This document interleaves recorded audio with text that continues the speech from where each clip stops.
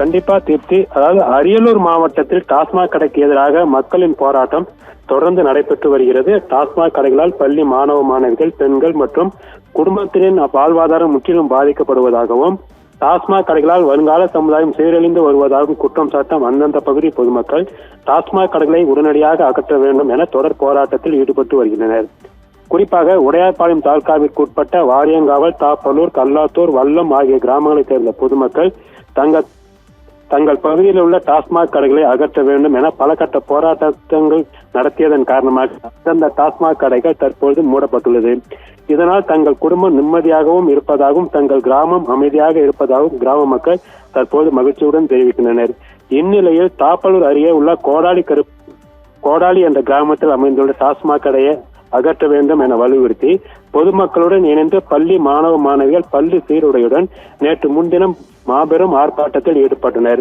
பள்ளி மாணவர்கள் மற்றும் பெண்கள் பெருமளவில் பாதிக்கப்படுவதாகவும், இந்த டாஸ்மாக் கடையை உடனடியாக அகற்ற கோரி கோஷங்கள் எழுப்பி சிலால் அணக்கரை சாலையில் சாலை மறியல் போராட்டத்திலும் ஈடுபட்டனர். அப்போது டாஸ்மாக் கடை நிர்வாகத்திற்கு எதிராகவும் தமிழ்நாடு அரசிற்கு எதிராகவும் கோஷங்களை எழுப்பி தங்களது போராட்டத்தை தீவிரப்படுத்தினர்.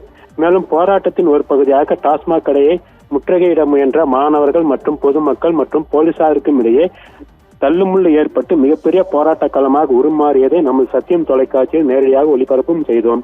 இதன் காரணமாக பொதுமக்கள் மற்றும் மாணவர்களின் போராட்டத்திற்கு வெட்டி கிட்டும் வகையில் அந்த கோடாலி கிராமத்தில் அமைந்துள்ள டாஸ்மாக் கடையை மூடப்படுவதாக மாவட்ட நிர்வாகம், அதாவது மாவட்ட டாஸ்மாக் நிர்வாகத்தின் மூலம் தற்போது அறிவிக்கப்பட்டுள்ளது. இதனை அடுத்து அரியலூர் மாவட்டத்தில் மக்களின் தொடர் போராட்டத்தின் காரணமாக வாரியங்காவல், கோடாலி, கல்லாத்தூர், தாப்பலூர், வல்லம் ஆகிய கிராமங்களில் உள்ள டாஸ்மாக் கடைகள் தற்போது மூடப்பட்டுள்ளது.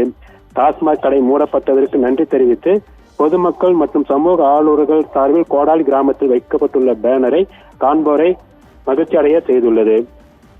தங்களுக்கு எதிரான அரசின் திட்டத்திற்கு எதிராக மக்களின் போராட்டம் தீவிரமடைந்தால் தங்கள் நினைத்ததை சாதிக்கலாம் என கிராம மக்கள் தற்போது நிரூபித்துள்ளனர். மக்களின் தொடர் போராட்டத்தின் காரணமாக மூடப்பட்ட டாஸ்மாக் கடைகள் நிரந்தரமாக மூடப்படுவதாக மாவட்ட நிர்வாகத்தின் சார்பில் இதுவரை எந்தவிதமான அறிவிப்பும் வெளியிடப்படவில்லை. எனவே மூடப்பட்ட டாஸ்மாக் கடை நிரந்தரமாக மூடப்பட வேண்டும். எக்காரணத்தை கொண்டும் இக்கடைகளை திறக்கக்கூடாது. மூடப்பட்ட டாஸ்மாக் கடைகள் நிரந்தரமாக மூடப்படுவதாக மாவட்ட நிர்வாகத்தின் மூலம் விரைவில் அறிவிப்பானை வெளியிட வேண்டும் எனவும் அந்தந்த கிராம பகுதி மக்கள் தற்போது கோரிக்கை விடுத்துள்ளனர். தீப்தி.